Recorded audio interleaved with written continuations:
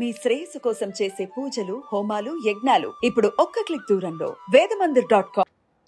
అసలు చాలామందికి ఏకాదశి గురించి చాలామందికి తెలియదు. తెలిసిన వాళ్ళకి చెప్పండి. తెలియని వాళ్ళైతే వినండి. ఏకాదశి యొక్క గొప్పతనం ఏమిటి? ఎందుకు మనం ఏకాదశిని చాలా ప్రాధాన్యంగా తీసుకున్నాం? 11వ రోజు ఇది. ప్రతి నెలలో 11వ రోజు అంటారు. ఈ 11వ రోజు చాలా ప్రధానమైనటువంటిది. ఏకాదశి అంటే ఏకతత్వములో ఏకాగ్రతతో ఉండవలసిన రోజు ఇది. ఈరోజు విష్ణు ఉపాసన చేయాలి. ఏకాదశి రోజు చేయవలసిన ఉపాసన విష్ణు ఉపాసన. తప్పకుండా ఏకాదశి రోజున విష్ణు సహస్రనామం చదవాలి. ఆహారము తినకూడదు, అన్నం తినకూడదు, మంచినీళ్ళు తాగొచ్చు, లేదా అది కూడా చేయాలి. నేను నా చిన్నప్పుడంతా కూడా నా 9వ ఏట నుంచి మొదలు 23వ ఏట వరకు నేను మంచినీళ్ళు తాగకుండానే ఏకాదశి ఉపాసనలు చేశాను. ఆ తర్వాత కొంచెం ఈ లౌకిక బుద్ధి, కొంచెం మందబుద్ధి ఎక్కువైపోయింది, మానేశాను. పర్లేదు, ఇప్పుడు కూడా పర్లేదు, మంచినీళ్ళు లేదా అటుకులు తినడం అనేది ఇప్పటివరకు అయితే చేస్తున్నాం. ఇప్పుడు మీకు నేను చెప్పేది ఏంటంటే ఏకాదశి రోజు ఉపవాసం చేయాలి. ఏకాదశి రోజు అన్నం తినకూడదు, ఏ ఆహారం తినకూడదు. తినకుండా ఉపవాసం చేయాలి. కష్టమవుతుంది, మొదలు కష్టమవుతుంది, కానీ ప్రాక్టీస్ చేస్తూ వెళ్ళారనుకోండి అలవాటు అయిపోతుంది, బాడీకి అలవాటు అయిపోతుంది. ఎందుకోసం అంటే ఏకాదశి చాలా గొప్పది. ఈ ఏకాదశి చేయటం వల్ల ఏం జరుగుతుందంటే మీకు మోక్ష సిద్ధి కలుగుతుంది. నెలలో ఒకరోజు మోక్ష సిద్ధి కలగవలసిన రోజు ఏకాదశి. అది కాకుండా మీరు ఏమీ తినకుండా ఉండడం వల్ల ఏం జరుగుతుందంటే మీ లివర్లో ఏవైతే టాక్సిన్స్ ఉంటాయో, లివర్లో ఏవైతే ఫ్యాట్స్ ఉంటాయో, ఈ ఒక్కరోజు మీరు తినకుండా ఉండడం వలన ఆ ఫ్యాట్ అంతా కూడా లివర్ వాడేసుకుంటుంది. అలాగే టాక్సిన్స్ అన్నీ కూడా రిమూవ్ అయిపోతాయి. ఇది సైంటిఫిక్గా కూడా మంచిది. శయన ఏకాదశి యొక్క గొప్పతనం ఏమిటి? దీన్ని ఎందుకు శయన ఏకాదశి అంటారు అంటే, శ్రీ మహావిష్ణువు మెలకు ఉంటాడు. ఎప్పుడు? ఉత్తరాయణం అంతా మెలకు ఉంటాడు. ఉత్తరాయణం అంటే ఏంటి? ఉత్థాన ఏకాదశి అంటారు, దాన్ని వైకుంఠ ఏకాదశి అని అంటారు. సో ఆ వైకుంఠ ఏకాదశికి ఉత్తరాయణం ప్రారంభమవుతుంది, అంటే విష్ణు పరమాత్ముడు లేస్తాడు అని అంటారు, ధనుర్మాసం. అందుకే వైకుంఠ ఏకాదశికి అందరూ తిరుమలకి వెళుతూ ఉంటారు. సో వైకుంఠ ఏకాదశి ఏమిటంటే స్వామివారు లేస్తారనమాట.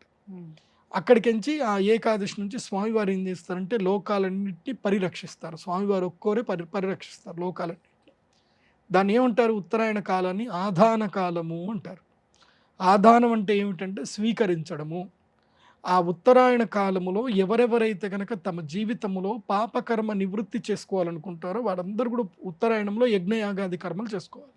పాపకర్మ నివృత్తి అంటే పూర్వజన్మలో చేసిన పాపాలు కానీ, ఇప్పుడు కాలసర్ప దోషాలు కానివ్వండి, ఇంకా గ్రహణ దోషాలు కానివ్వండి, ఏవైనా సరే పరిహారం చేసుకోవాలి అంటే ఉత్తరాయణ కాలంలో కర్మలు చేయాలి. అది కూడా కేవలము మాఘమాసం వరకే. మళ్ళీ మాఘమాసం తర్వాత మళ్ళీ పనికిరాదు. ఇంకా మళ్ళీ మాఘమాసం తర్వాత యజ్ఞాలు చేయడానికి పనికిరాదు. అంటే చిన్న చిన్న యజ్ఞాలు చేయొచ్చు, కానీ పెద్ద పెద్ద క్రతువులు చేయడానికి పనికిరాదు. ఆ సమయంలో ఏం చేస్తే విష్ణువు మన నుంచి మన యొక్క కర్మఫలాన్ని, మన యొక్క శక్తిని ఏదైతుందో, మనం ఏదైతే కనుక త్యజించాలనుకుంటామో, ఏదైతే వదలాలనుకుంటున్నామో వాటిని మొత్తం కూడా స్వీకరిస్తాడు విష్ణువు. స్వీకరించి ఏం చేస్తాడు? ఇక తాను నిద్రపోతాడు. ఎవరెవరికి ఏమేమి శక్తిని ఇవ్వాలో చెప్పేసి దేవతలకి బాధ్యతను అప్పచెప్పి తాను నిద్రపోతాడు. నిద్రపోయి విరామం తీసుకుంటాడు, విశ్రాంతి తీసుకుంటాడు. అప్పుడు దక్షిణాయన కాలం మొదలవుతుంది. దక్షిణాయన కాలం అంటే అర్థం ఏంటంటే కనుక ప్రధాన కాలము అంటే ఇది అదృష్టాలని, వరాలని పొందేటువంటి కాలం. అంటే ఇక్కడి నుంచి మనకి పండుగలు మొదలవుతాయి. మంచి పెద్ద పెద్ద పండుగలు ఇక్కడి నుంచే స్టార్ట్ అవుతాయి. మొట్టమొదటిగా వరలక్ష్మి వ్రతం వస్తుంది. పెద్ద వ్రతము వరలక్ష్మి వ్రతం పండుగ. ఆ వరలక్ష్మి వ్రతం తర్వాత వినాయకుడు, ఆ తర్వాత దేవీ నవరాత్రులు, తర్వాత కార్తీక మాసం. కార్తీక మాసం అంతా పండుగనే, ఇంకా నెల రోజులు పండుగనే. తర్వాత అందులోనూ అత్యంత ప్రధానమైంది ధనత్రయోదశి, దాంట్లోనూ దీపావళి, దసరా. ఇవన్నీ కూడా మనకి అంగరంగ వైభవంగా సంబరాలు చేసుకుంటాం. ఇక్కడ చాలామంది ఫినాన్షియల్గా అందరూ కూడా స్ట్రాంగ్ అవుతారు కూడా. అద్భుతంగా ఫినాన్షియల్ ట్రాన్సాక్షన్ కూడా జరుగుతాయి. ఈ దక్షిణాయనం ఏంటిది అని అంటే కనుక సంపదలు పొందే మాసం ఇది. దక్షిణాయన కాలం ఏంటంటే సంపదలు పొందే కాలం. అంటే మనం ఏ యజ్ఞయాగాదులు చేసినా, ఏ పూజలు చేసినా మనకి సంపద సృష్టించవచ్చు. అంటే అష్టైశ్వర్యాలు సృష్టించేది ఈ దక్షిణాయనం. భోగాన్ని సృష్టించేది దక్షిణాయన కాలం అయితే, మోక్షం సృష్టించేది ఉత్తరాయణం. సో ఆ ఉత్తరాయణ దక్షిణానికి మధ్యకాలం ఇది. వాస్తవంగా చెప్పాలంటే విష్ణు పరమాత్ముడు పడుకోడు. ఆయన పడుకుంటే మొత్తం సృష్టి అంతా నాశనం అయిపోతుంది, ఆయన పడుకోడు. ఇది మన భావన కోసం అని చెప్పి శయన ఏకాదశి అని విష్ణు పరమాత్ముడు పడుకుంటాడు అని చెప్పి అంటారు తప్ప ఆయన పడుకోవడం లేవడం ఉండదు. ఆయన కళ్ళు మూస్తే ఈ ప్రపంచం అంతా కళ్ళు మూసినట్టే. ఈ ప్రపంచానికి అంధకారమే ఉంటుంది. ఆయన కళ్ళు మూయడు, ప్రపంచానికి అంధకారం వచ్చేస్తుంది. కాకపోతే మన భక్తులకి మనం అర్థం చేసుకోవడానికి, ఈ సృష్టితత్వాన్ని అర్థం చేసుకోవడానికి స్వామివారు పడుకుంటారు. మనం యజ్ఞ యాగాది కర్మలు చేయాలి, ఉత్సవాలు చేయాలి. అప్పుడు దేవతలకి పరమశక్తి వస్తుంది. దేవతలు ఆ యజ్ఞ యాగాదులకు సందర్శించి వాళ్ళు మనల్ని వరాలిస్తారు అని చెప్పి చెప్తారు. అందుకే ధనత్రయోదశి దక్షిణాయనంలో చాలా కీలకమైంది. నేను ధనత్రయోదశి యాగం చేస్తాను కదా, వందల మంది వేల మంది వచ్చేస్తారు యాగానికి. ఎందుకోసం అంటే అది చాలా పవర్ఫుల్ ముహూర్తం. అది ఇటువైపు ఏమో ధనత్రయోదశి, ఇటువైపు ఏమో అక్షయ తృతీయ. ఈ రెండు కరెక్ట్ టైంలో వస్తాయి బ్యాలెన్స్గా. అక్షయ తృతీయ, ధనత్రయోదశి రెండు. సో అక్షయ తృతీయ రోజు యజ్ఞ యాగాదులు ఎవరైతే చేసినా వాళ్ళకి వరాలు వస్తాయి. ధనత్రయోదశి రోజు యజ్ఞ యాగాదులు చేసినా వాళ్ళకి వరాలు వస్తాయి. వరాలు ఇచ్చే రెండు సమయాలు ఇవి. వీటిని ఏమంటారు అంటే జయతిథులు అంటారు. తృతీయ జయతిథియే, త్రయోదశి జయతిథియే. అందుకే ఈ ఆషాఢ మాసములో శయన ఏకాదశి రోజున శ్రీ మహావిష్ణువుకి తప్పకుండా తులసీ దళములతో పూజ చేయాలి. తప్పకుండా విష్ణు సహస్రనామం చదవాలి. ఆషాఢ శుద్ధ ఏకాదశిని పెద్ద ఏకాదశి అని అంటారు. అందుకే ఆ పెద్ద ఏకాదశి రోజు ఉపవాసం ఉండాలి.